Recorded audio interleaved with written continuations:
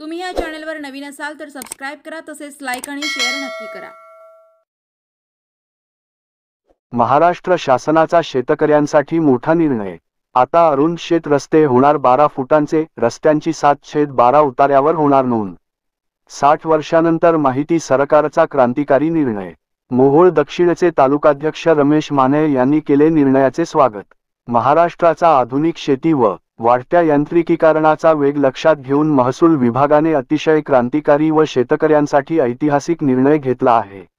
बांधावरून जाणारे सध्याचे पारंपरिक अरुंद शेतरस्ते पानंद रस्ते, या रस्त्यावरून शेतमाल, शेतीविषयक आधुनिक कृषी अवजारांची ये-जा करण्यासाठी उत्तम सोय व्हावी, तसेच शेतीमाल योग्य वेळेत जवळच्या बाजारपेठेत पोहोचावा यासाठी 3 ते 4 मीटर म्हणजे जवळपास 12 फूट करण्यात येणार आहेत।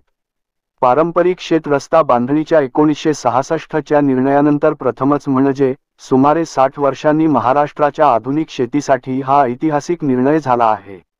मुख्यमंत्री माननीय श्री देवेंद्र फडणवीसजी यांच्या मार्गदर्शनातून शेतकरी हिताची पायाभरणी होत असून सर्वंकष सर्व बाबींचा विचार करून हा निर्णय अस्तित्वात आला आहे।